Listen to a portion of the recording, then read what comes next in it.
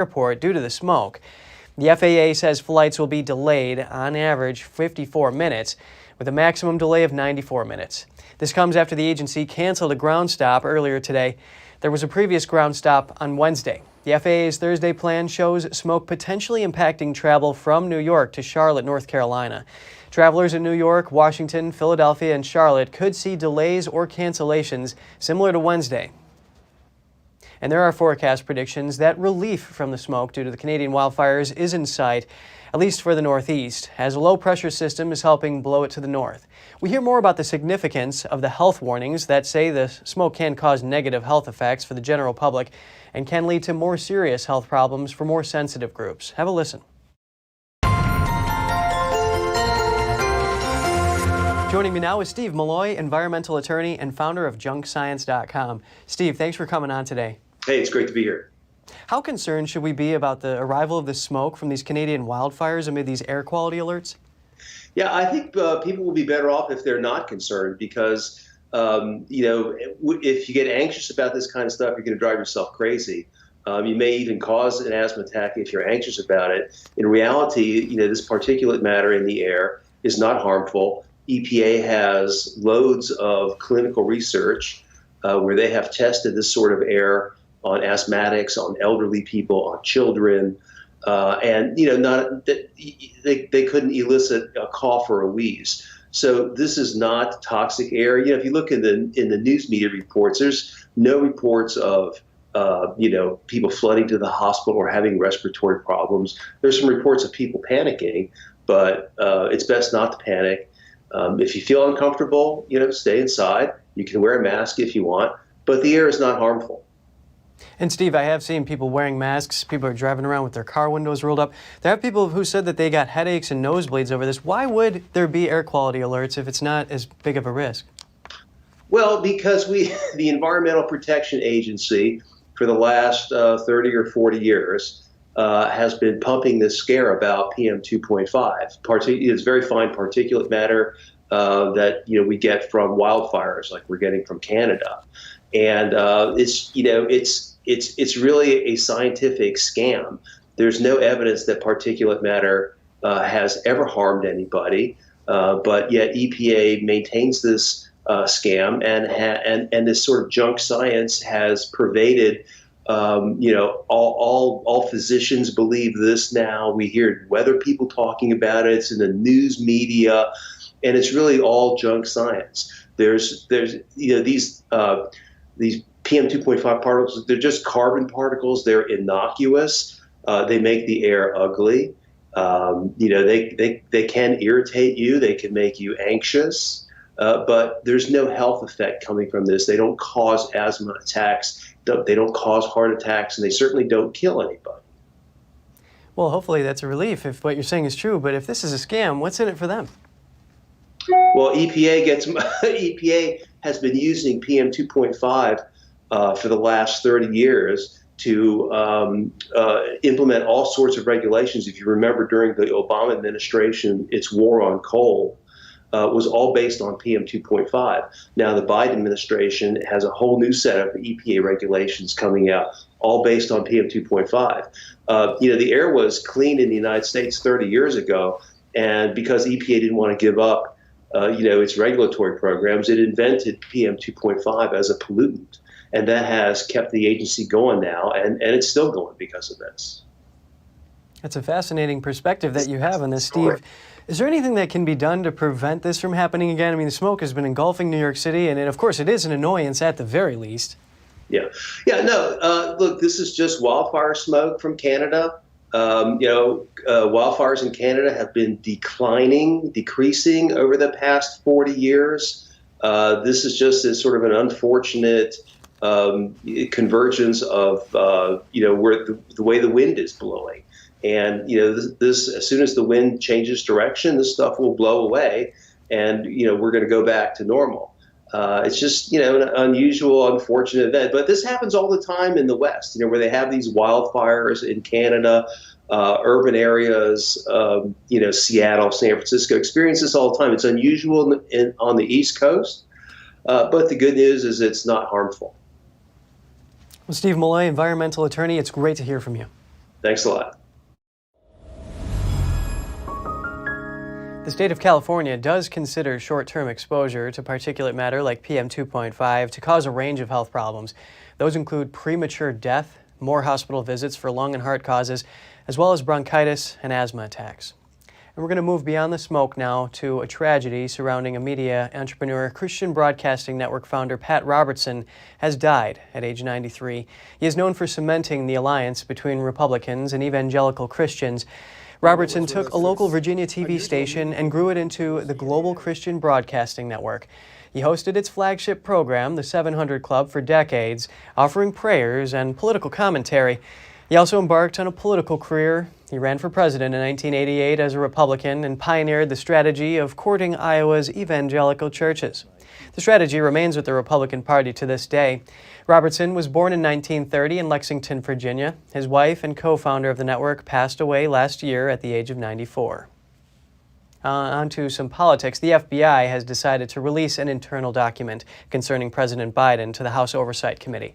This after Representative James Comer and other House Republicans threatened to hold FBI Director Christopher Wray in contempt. NTD's Daniel Monahan has more on the alleged bribery case. The House Oversight Committee has now scrapped its plans to vote to hold Wray in contempt of Congress. The document is an unclassified FD 1023 form the FBI generated. It contains allegations that then Vice President Biden took a bribe from a foreign national. The committee issued a subpoena in early May with a deadline of May 31st for all such forms with the name Biden. The forms are used by FBI agents to collect unverified reports from confidential human sources. Comer said on Fox News that a very credible investigation of Biden family wrongdoing has been conducted. We've produced evidence in the form of bank records. We've produced evidence in the form of identifying all these shell companies that the Biden family was using to launder money. Comer says Americans have lost trust in the FBI's ability to enforce the law impartially and demand answers, transparency, and accountability. Representative Anna Paulina Luna wrote on Twitter that the FBI is afraid their informant will be killed if unmasked, based on the info he has brought forward about the Biden family. Here's Luna on Fox News. The FBI is running cover for the Biden administration, the Biden family, specifically Joe Biden. They know that he received $5 million while he was a sitting vice president. Senator Mike Braun reacted to the case. I'm a believer in transparency. You can never have too much of it. Comer says that the allegations contained within the unclassified record are not closed as the White House and Democrats would have the American people believe. But Ranking Member Representative Jamie Raskin tells a different story. Raskin has dismissed the investigation as politically motivated.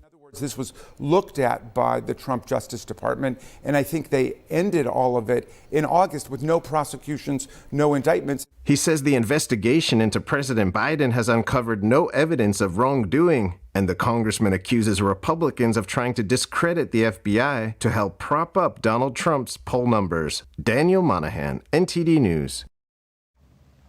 Is former President Donald Trump being indicted again or not?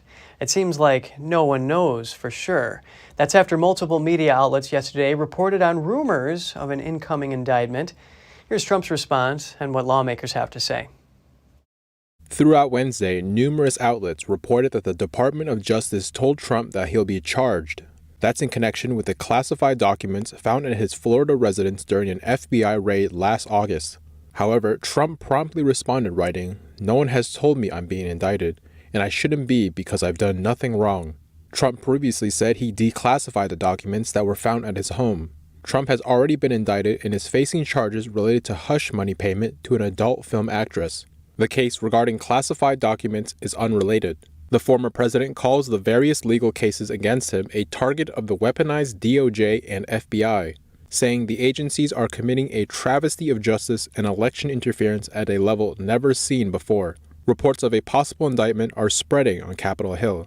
Republican Senator Kevin Cramer commented, telling the Epoch Times, "Nothing would surprise me from this Justice Department. Nothing. I mean, they have proven to be extremely partisan and political. Tragic." Florida Senator Marco Rubio holds a similar opinion, telling the outlet, "They've weaponized the criminal justice system, and now it's just in a long line of attempts to go after him. So I think they're going to find a lot of resistance and a lot of skepticism." Democratic Senator Dick Durbin also wasn't surprised about a possible indictment, but for different reasons than his Republican colleagues. saying he needs to be held accountable. No one is above the law. According to unnamed sources referenced by Just the News, Trump's legal team was informed that the potential charges against him could include false statements, obstruction of justice, and another charge for gathering, transmitting, or losing national defense information. The talks about a possible Trump indictment come amid investigations into the Biden family. House Republicans are looking into a $5 million payment allegedly made by a foreign national. They're investigating if this was to influence Biden's decision-making when he was still vice president. With more coverage surrounding the GOP, the Republican National Committee launches a campaign urging Republican voters to vote early ahead of the 2024 election. It says that's the way to win this time around. The push was announced on June 7th by Chairwoman Ronna McDaniel in a video shared to her Twitter account. McDaniel calls it the Bank Your Vote initiative. She says the campaign will educate Republicans on where, when, and how to cast their ballots prior to Election Day, either through mail-in ballots or early voting at the polls. The GOP plans to spread the word by going door-to-door in cities across the United States. Where legal, the party plans to collect and drop off ballots, a practice known as ballot harvesting. And coming up, a federal judge says 2 New York counties cannot block illegal immigrants from seeking shelter in area hotels. The Mexican president is calling it an execution. A video published Tuesday has soldiers in the spotlight for the alleged murder of 5 people. We'll have more on that for you in just a moment.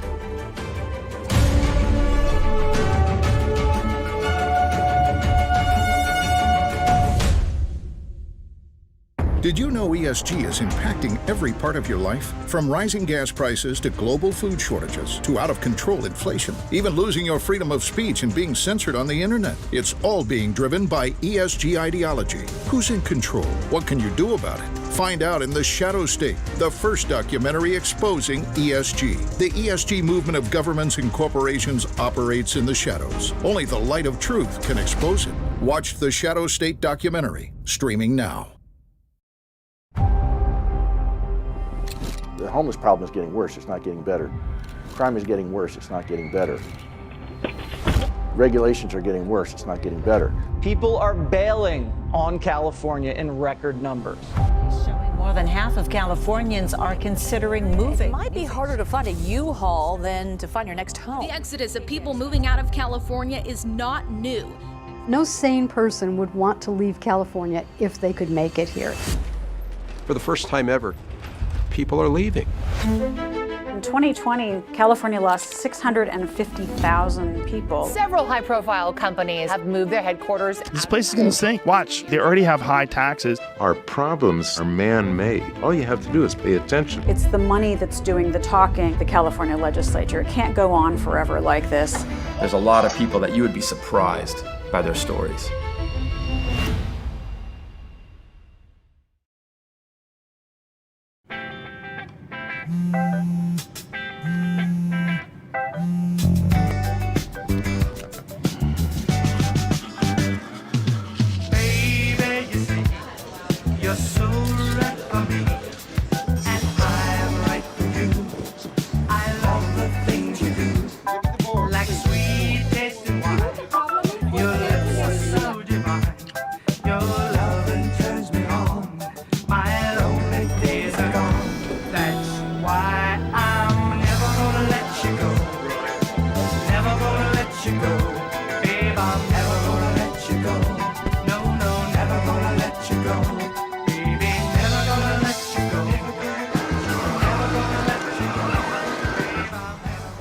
Here you go. Thank you. Thank you.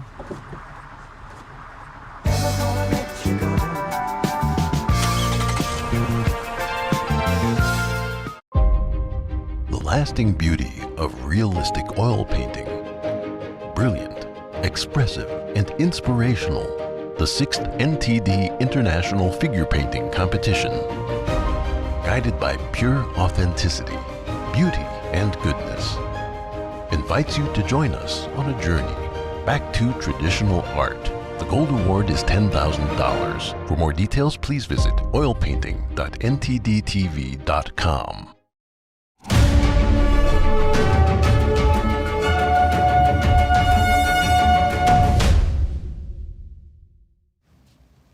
Welcome back. In just a single business day, the U.S. national debt spiked up by nearly $360 billion. That was on June 5th, after the debt ceiling was raised. This is according to the Treasury Department. The current debt that the U.S. now holds is nearly $32 trillion. And here to talk to me about this is NTD Business's Don Ma. Don, it's great to have you with us. Please tell me, how did the national debt increase hundreds of billions of dollars in a single working day? Of the Treasury Department trying to replenish its funds, because as we all know, during the debt ceiling debate, the Treasury used so-called extraordinary measures to keep paying the government's bills, and that drained its checking account. So now the Treasury is trying to raise that cash back, trying to replenish its funds by issuing treasuries or government bonds. That's what the over $300 billion in debt was. So almost every single time when we have a debt ceiling debate, the Treasury Department runs low on cash. And after we raise the debt ceiling, the Treasury will issue a large amount of government bonds to replenish that. And Don, this is part of a broader question. I want to point out here that the Congressional Budget Office has warned that the rise in the national debt is going to make it harder for the economy to grow in the long term. It's going to crowd out critical investments and increase the risk of a fiscal crisis. Don, is the national debt sustainable? That's a great point, Kevin. Unfortunately, the reality is that the national debt and as well as spending are likely only to increase in the future. Here's the problem, as you mentioned, when the debt to GDP ratio increases, so does the interest burden on the government, right? Because a higher debt level requires more interest payments. Now, when that happens, it can divert a significant portion of government revenue away from productive investments, as you mentioned just now, such as infrastructure, education, healthcare. But Kevin, we need to keep in mind that the cost of servicing interest payments on the debt we have right now is already more than the U.S. brings in revenue. So the interest costs more than what the U.S. earns, essentially. You really don't want to be in a debt spiral scenario where the government has to borrow money and go into more debt, right, to pay off the previous debt. When a large portion of the government's budget is allocated towards debt service, it leaves fewer resources available for other essential public expenditures like social programs, infrastructure projects, and this can potentially hinder long-term economic growth. Oh, that just sounds terrible. But Don, I want to just clarify one thing. The United States brings in several, maybe $5 trillion in revenue from taxes and other sources, and the bill on this debt is about $1 trillion in interest, right? Yeah, something like that. But there's other programs that the U.S. uses alongside the debt that the interest on the debt that it needs to service. So many challenges in this situation here, Don, and we touched on a lot of them. But what are the solutions? Well, it's not impossible to solve this problem, but there's really no miracle drug that exists that fixes things instantly. There's not one single thing that you can do that solves everything. The amount of debt that we have now is so big that anything you try to do will have unintended consequences. I mean, to be honest, if you're already spending a lot of your revenue on interest, it's really difficult to run a balanced budget. A lot of lawmakers in Washington talk about reducing spending, right? They say that this will solve the debt problem to a degree. Well, here's the thing. Government spending matters a lot, actually, to the economy, especially at the rate that we spend currently in the United States. Government spending accounts for a significant portion of GDP. For example, in 2020, spending accounted for nearly 50% of our GDP. So let's think about that for a moment. What happens when we significantly cut spending? It provides liquidity to the economy, so it could potentially send the U.S. into recession territory. Okay, so what about raising taxes, right? The Biden administration is also talking about raising taxes on the rich. Well, first of all, the tax code works in favor for the rich, so even if you raise the taxes, the extremely wealthy can still potentially avoid it, so the question is whether the tax code is the problem. But one of the problems actually with raising taxes on the rich is that it doesn't just impact the rich, because there will be a trickle-down effect. The costs go up for everybody when you tax the rich. They're the ones that own the companies and produce the goods. So it's the consumer that gets hit by higher prices. It's a very lot of moving difficult parts problem. here, Don. Of course, they had the potential that considering of raising taxes, and then how do you enforce those taxes? It's all just a very complex situation. Don Ma with NTD Business, it's always great to hear your insight. Thank you. And this is the Treasury Department is trying to replenish its funds, and as Don mentioned, so that's the extraordinary measures that keeps the government running. And a federal judge is forcing counties in New York State to accept illegal immigrants sent from New York City. Civil rights groups argued the migrants were being discriminated against. New York City is struggling to handle an influx of 60,000 illegal immigrants. Mayor Eric Adams wants to send some of them to hotels in less populated areas of New York. Both Orange and Rockland counties tried to prevent that from happening. There are still temporary restraining orders in place from other legal actions, but some migrants have already arrived. Mayor Adams has sought various ways to house the illegal immigrants. That includes school gyms, churches, and police training facilities. His latest proposal is to put the new arrivals in private homes. A Mexican cartel is believed to have slaughtered 8 scam call center workers. The remains of the victims were found discarded in plastic bags in western Mexico. The victims were all under 30 and worked in a call center run by the Jalisco New Generation Cartel. It's known for drug trafficking, extortion, and kidnapping, but also runs scam call centers. The call centers usually target Americans for scams like buying timeshares. A source told the Associated Press the workers were probably killed when they attempted to quit their jobs. The workers were first reported missing after their families became suspicious when they never returned from work. The families thought it was just a normal call center. Muslim and immigrant families coming together Tuesday in Maryland to protest against mandatory LGBT curriculum in schools.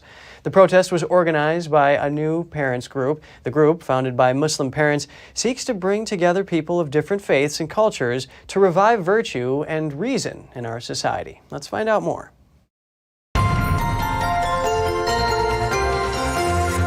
Joining me now is Kareem Monib, co-founder of the new parents group Coalition of Virtue, which organized the protest. Kareem, it's great to speak with you.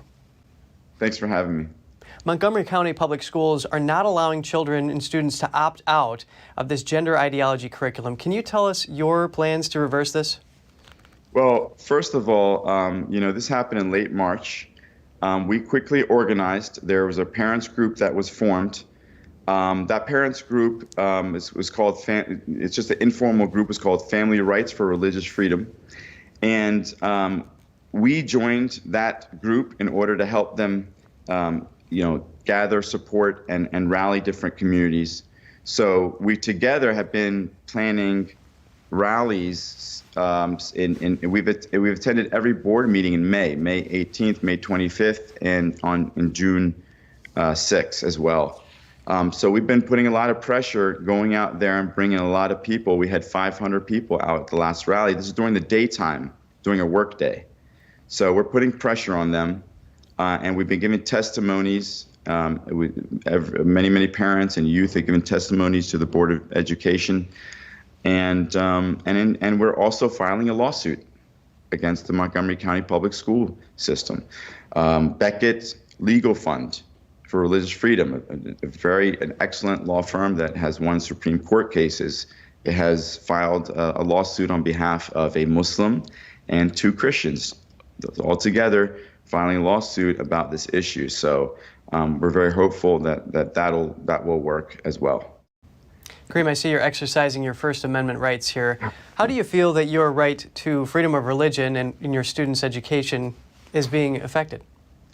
Well, it's an established right of parents to guide their children's education, right? And there is the First Amendment right, as you mentioned, to exercise freedom of religion. So for you for your child to be taught something which is contrary to their religion, and I'm not just talking about the academic study of the LGBT movement, for example, or the civil rights movement, or something in an academic manner, but when you celebrate something, then it becomes an issue. The same would apply if my son was reading a book in which Muslims are not allowed to drink alcohol. But let's say there's a book in which, the character drinks alcohol and he becomes a Superman and he flies in the air and saves the day. I also wouldn't want my son to read that book or be taught that book also, because it will be a celebration of that. You understand what I'm saying? So that's the issue for Muslim parents. Right. So you're concerned with this being glorified. And another evidence to this is that research by the University of California, San Francisco around 2019 found that LGBT Americans are at a higher risk of dementia. So this reinforces this concern over this teaching of these materials. Montgomery County Councilwoman Democrat Kristen Mink, she spoke at a school board meeting on Tuesday. She grouped Muslim children who spoke out about these sexuality materials in classrooms as white supremacists, the same group as them. Can you give your reaction about this? That I can give you my reaction. I can give you my whole community's reaction, including all the people that came there. It's ridiculous. I mean, the vast majority of people there were brown or black, and there were a lot of white protesters also supporting us, but the vast majority were brown or black. So I mean, it's nonsense. And I want to say it was a lot of people found that to be very, very offensive. Kareem Monib, co-founder of Coalition of Virtue, it's great to hear from you. Thank you very much. Thanks for having me. And speaking of schools and religion, an Oklahoma school board approved the nation's first publicly funded religious charter school. It approved an application by 2 Roman Catholic associations for a new online school. A daily curriculum with religion will likely make it a test case for the legality of taxpayer funding for religious education nationwide. Social conservatives have long advocated for the expansion of school choice to allow families to have the option for religious education. Oklahoma Governor Kevin Stitt called it a win for religious liberty and education freedom in the state. The new charter school will offer Catholic teachings in its daily curriculum, with plans to start enrolling students in grades K through 12 by fall 2024. On to tech now. An AI team is accusing the ChatGPT creators of stifling freedom of speech. The team previously released an AI chatbot that gives answers from a conservative perspective, but now says they were forced to part ways with OpenAI. The team makes the Tusk web browser and rolled out their version of the chatbot ChatGPT a month ago. The team says they have to cut ties with OpenAI because the company is forcing them to restrict their chatbot's speech. Tusk CEO Jeff Berman said his team's Gipper chatbot was modified not to be biased in favor of a, quote, leftist agenda. OpenAI did not immediately respond to a request for comment. In other news, Mexican prosecutors are investigating an alleged execution. Soldiers were filmed beating and then shooting 5 men they pulled from a crushed pickup truck. Media outlets published the video on Tuesday, but it's dated May 18th. It shows about a dozen troops surrounding a truck after it crashed into a wall at high speed. The video shows the soldiers pull 5 occupants from the vehicle with kicks and punches before pushing them against a wall. One soldier is seen removing a long gun from the truck. The troops then appear to take cover and shoot into the distance at unseen targets before shooting the men. Still to come, a U.S. judge has set the trial date for exiled Chinese billionaire Miles Guo, who's charged with over $1 billion in fraud. Vietnam is trying to conserve energy in sweltering heat. Local restaurants in Hanoi are hit hard and resort to spending money to rent power generators. We'll have that story for you right after the break.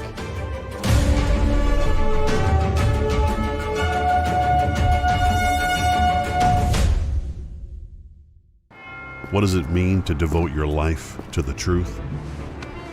Does it mean investigating communist subversion here in America? Does it mean exposing the deadly fentanyl crisis in the Midwest? Or spending late nights and covering deep government corruption? Because at a time when America's traditional values are under attack, it's the responsibility of righteous journalists to uphold truth and tradition.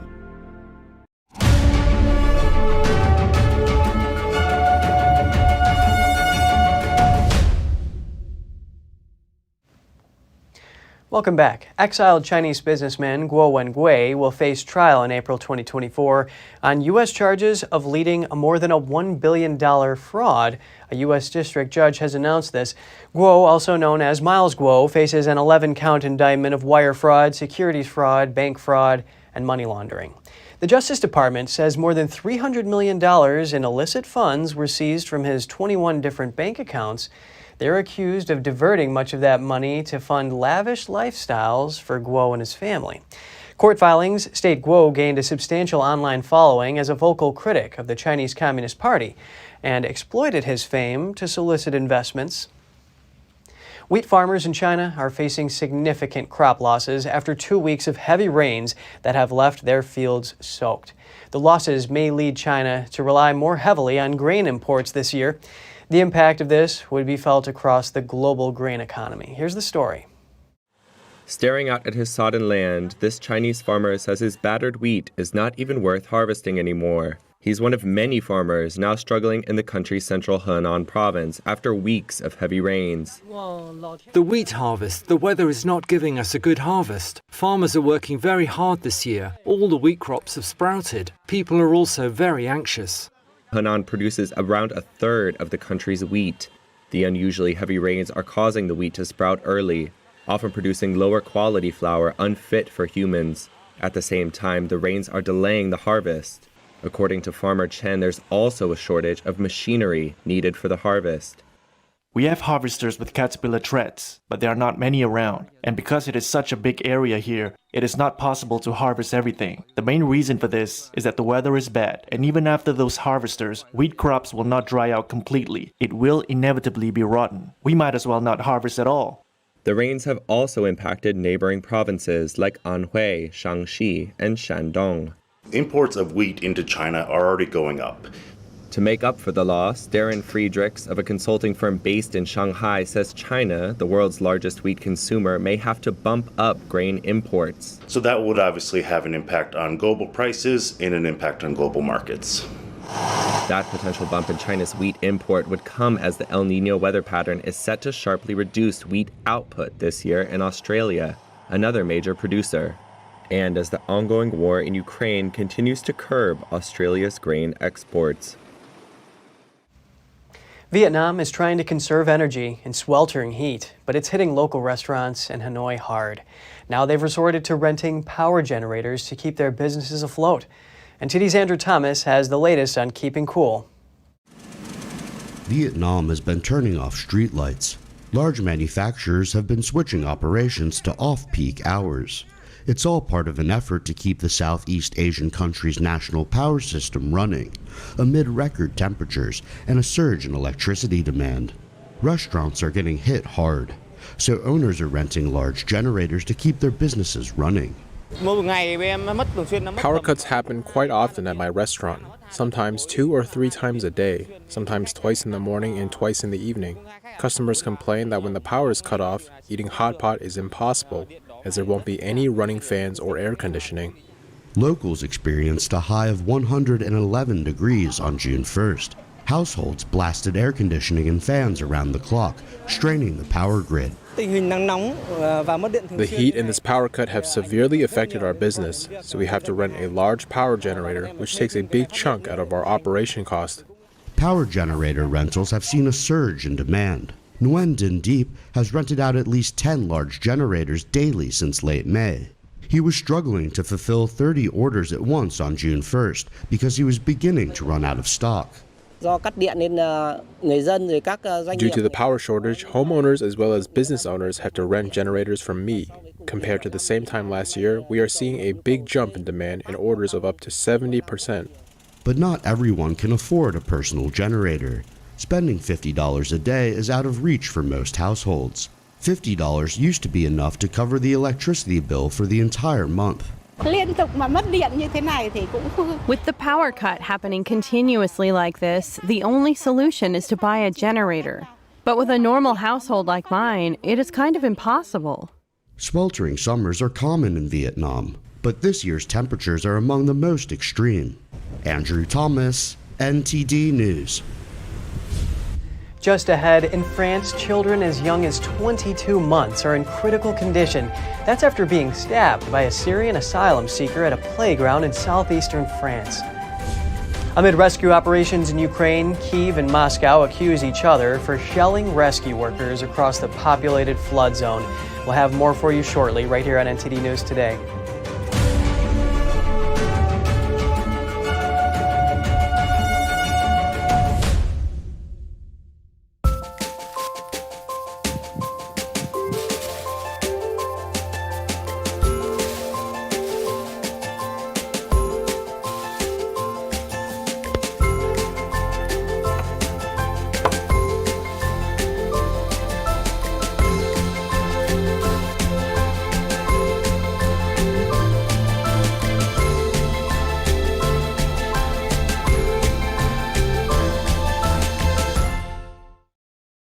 According to ancient Chinese medicine, purslane is considered a medicinal herb and is used to help lower cholesterol, improve vascular functions, and prevent diabetes. Perilla seeds can nourish the lungs and spleen. It is used to treat asthma and improve pulmonary functions. Puritan green vegetable omega-3 is made from purslane and perilla seeds from Hwangmae Mountain in South Korea. It contains over 90% of omega-3, 6, 7, and 9, the highest concentration possible without chemical additives. The soft gel is made of natural seaweed. It is 100% organic and vegan. Both adults and children can take it with peace of mind. Ancient recipes were passed down from heaven to bring prosperity and longevity. Puritan green vegetable omega-3.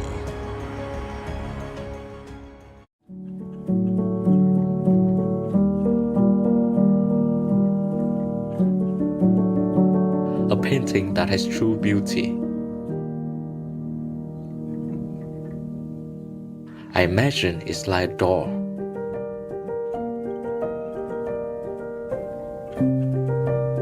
The artist holds the key to open the door and bring people to a purer world.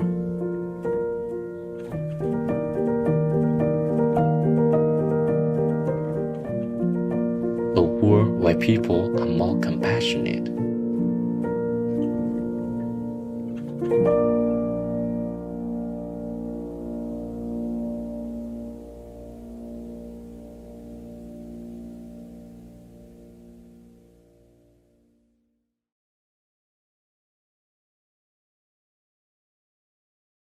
Hey Bobo, do trees tell each other stories?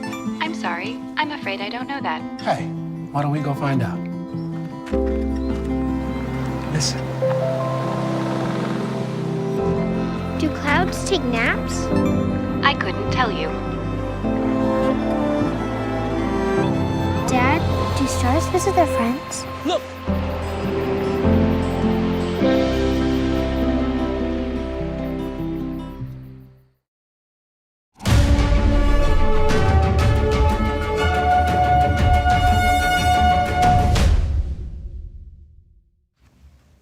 Welcome back. We're continuing with some horrible news. In France, police said a man with a knife stabbed 4 young children and an adult in the southeastern town of Annecy. Some of the victims are in critical condition. Officials said the attacker had been arrested. He was a Syrian asylum seeker with Swedish identity documents who entered France legally and was not known to security agencies. The prosecutor said the attacker's motives remain unknown, but do not appear to be terrorism-related. 4 children, aged between 22 months and 3 years, suffered life-threatening wounds, and 2 adults also were injured.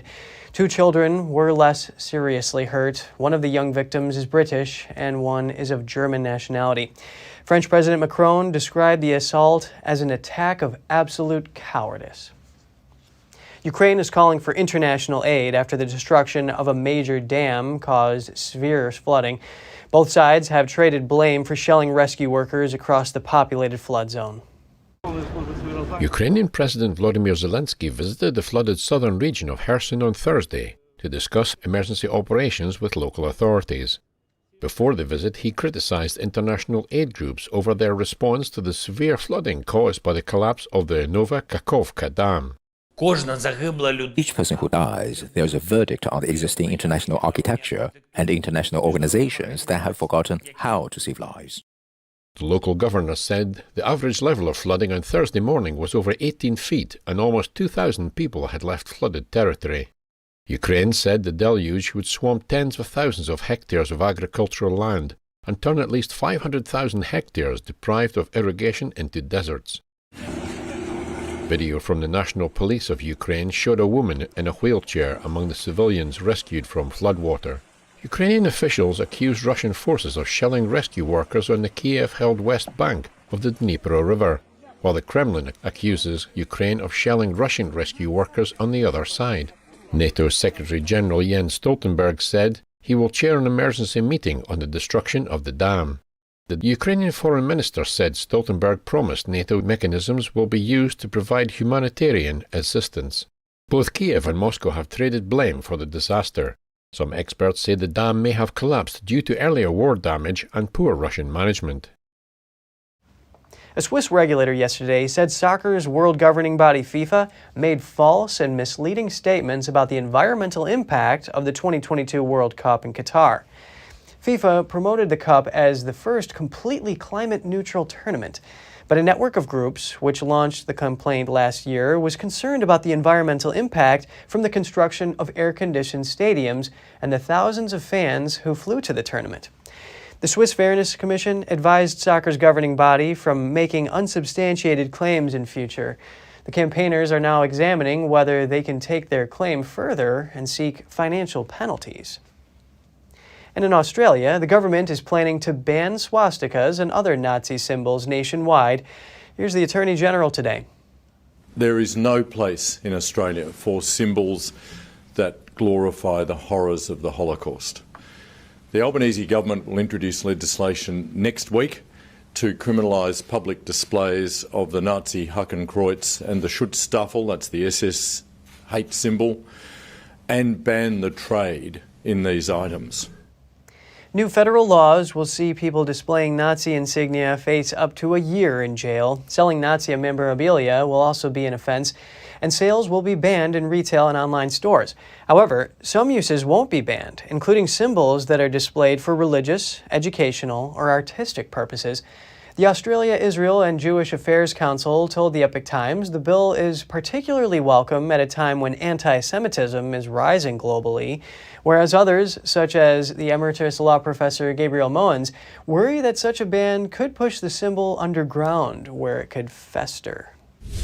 And just ahead, we could soon be seeing cargo drones in the sky. After a successful test flight, a European company hopes to launch commercial flights later this year, so stay tuned for that.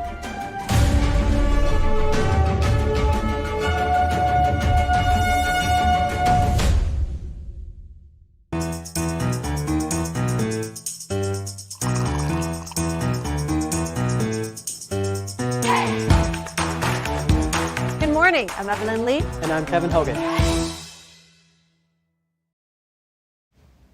Good to have you back. Cargo drones could be in the air soon in parts of southern Europe. In Bulgaria, a recent test flight of a full-size cargo drone was a success. NTD's Andrew Thomas delivers. Dronamics wants to revolutionize the transportation industry. The cargo drone carrier hopes to launch commercial flights soon. We're trying to create a cheaper, faster, and greener solution for people to be able to trade with other people around the world. Brothers Konstantin and Svilvan Rangolov are the duo behind the operation. When we started the company, we embarked on a single mission to revolutionize the way that goods are transported around the world and to make them go faster, cheaper, and more sustainable. Dubbed the Black Swan, the aircraft can carry more than 700 pounds over distances of up to 1,500 miles. The Rangolov brothers hope to operate commercial flights by the end of the year. At the end of the year, we would be ready to launch our first commercial flights because we already have a license, so we will be several years earlier than anyone else, and that's quite exciting. Dronamics is Europe's first licensed cargo drone carrier. We'll start flights first in Greece, across the islands, and then we'll move throughout the Mediterranean to Italy, Malta, and beyond. Dronamics has secured $40 million in funding from investors. The European Union has also provided co-funding through the European Innovation Council. Andrew Thomas, NTD News. Here's a happy note in education. At a Tokyo Art Institute, students are taking smile classes. The program has seen a surge in interest as more Japanese shed their masks. NTD's Andrew Thomas smiles back at us. Welcome to Coach Kiko Kawano's Smile Class. Mouth, cheeks, eyes. It's the order. It's also important to pay attention to the order. That's the perfect smile. Japan lifted its mask recommendation in March, but many people haven't let them go, so smiles are less common. When you are alone at home, it's normal not to be facially expressive. If this is the case, then not moving your face becomes the norm. I think there were a lot more such cases during the COVID pandemic. 20-year-old student Yuna Igarashi says the class has reawakened her awareness about her facial expression. It was a new experience for me to smile while paying attention to my facial expressions. I might become a bit more aware of what my facial expression looks like when I'm in a situation that makes me smile from now on. Kawano began studying the physics and psychology of smiling after she left her job in radio. She started giving lessons in 2017. Kawano students can gauge their smiles with a special facial detection software. He got 85 points. Anything over 80 points is a good smile. Yu Ishii hopes the Smile class gives him an edge in Japan's notoriously competitive graduate hiring process. I think you could absolutely put this to good use when job hunting. With job hunting, there are a lot of people coming and going, so that first impression is extremely important. According to Kawano, her class has seen more than a fourfold jump in demand since last year. Companies seeking more approachable salespeople and local governments are some of her clients. An hour-long private lesson costs $55. You'll meet more people, you'll have more opportunities, so your life will be more fulfilling, and you can become happier. A smiling face equals happiness. That is the concept. Kawano says she has also trained 23 smiling coaches. She hopes to spread the technique of crafting the perfect smile. Andrew Thomas, NTD News. Coming up next, India is all set to host this year's Miss World pageant. It's the country's second time hosting the event after almost 3 decades. Get those details right here on NTD News Today.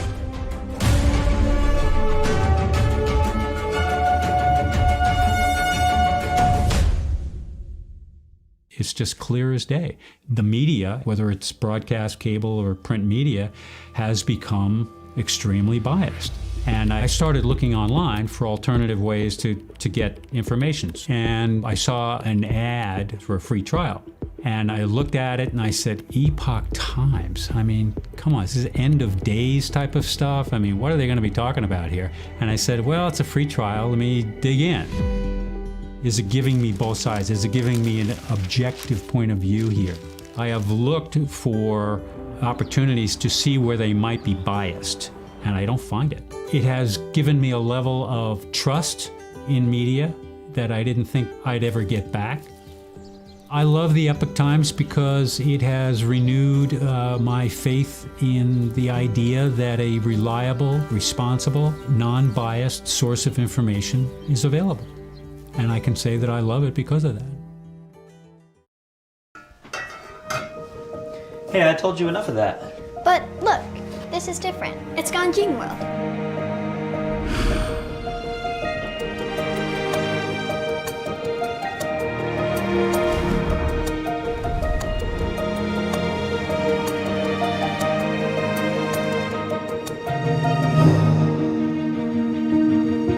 Ganjin World.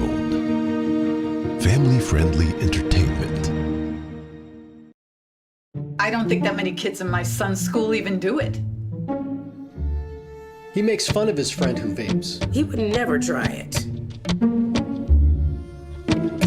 She's into soccer. She's on the honor roll. She's just not the type. No way. No way. No way. No way, my kid would never vape. Get your head out of the cloud. Today, nearly 8,000 kids will start vaping. Maybe even yours.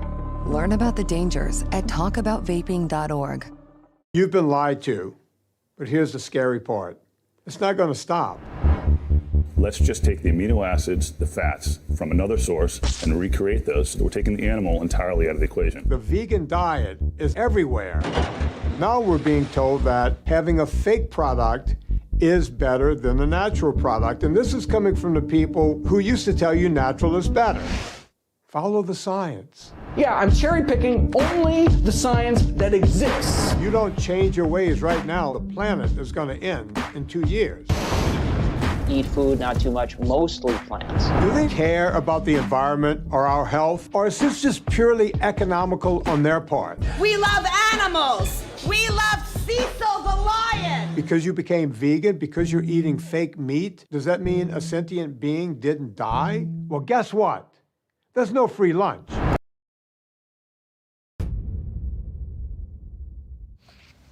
Good to have you back with us. Miss World is coming in India for its 71st edition. The country is hosting the pageant for the second time since 1996. The announcement was made at a press conference held by the Miss World organization in New Delhi. Miss World Chairwoman and CEO Julia Morley said she wants to show the best of India to the world. Also present was Sini Shetty. She was crowned Miss India last year. Shetty will represent her homeland at the upcoming pageant. She said she will display what her country stands for. Miss World 2023 will take place later this year, but the date and venue have not been announced. Okay, what does a genius look like? Here's one. At only 14 years old, Chiron Kwasi is already a college graduate-to-be and a new software engineer at SpaceX. Kwasi is the youngest ever graduate of Santa Clara University. He's joining SpaceX's Starlink team this summer. His mother, Julia, said her son showed extraordinary talent and intelligence at an early age. He began studying at a community college in 3rd grade, and at age 10, he landed an internship at Intel Labs as an AI research co-op fellow. Kwasi transferred to Santa Clara University 1 year later. There, he will receive his bachelor's degree in the coming week. Having a tidy home can help you to feel more relaxed, happier, and in control of your life. Let's get some tips. Here's Gina Marie with Strong Mind and Body.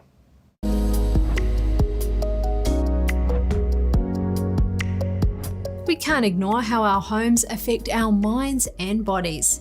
Our mental and physical well-being are inevitably affected by the environment we live in. A lack of natural light or an overly cluttered space can make you anxious or even depressed.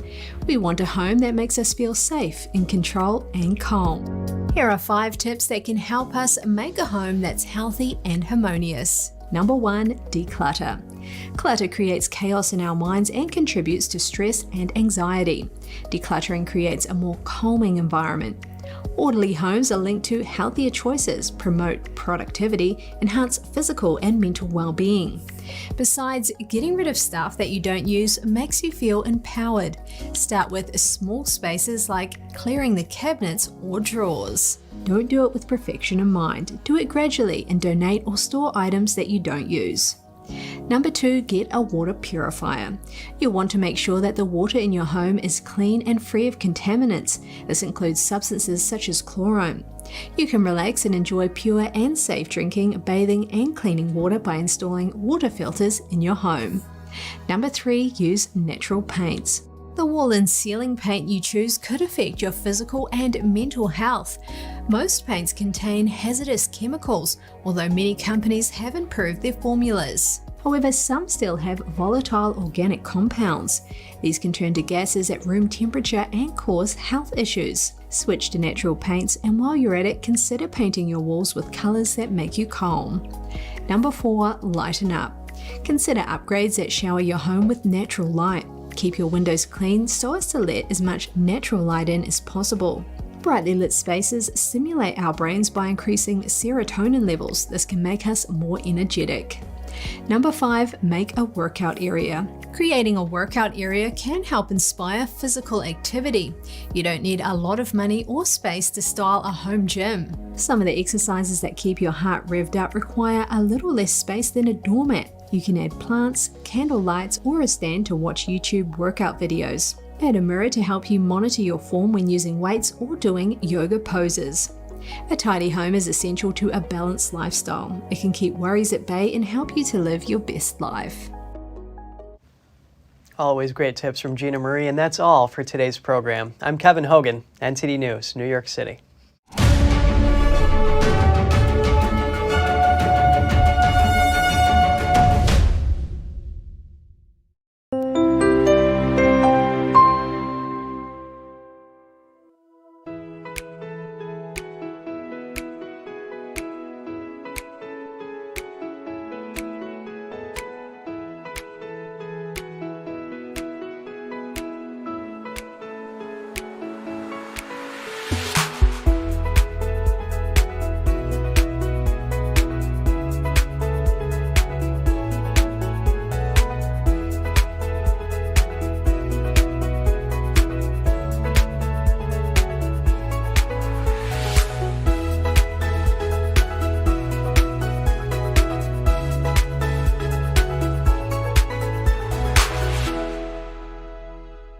Thanks for watching us on YouTube. Did you know YouTube only keeps selective videos on its platform?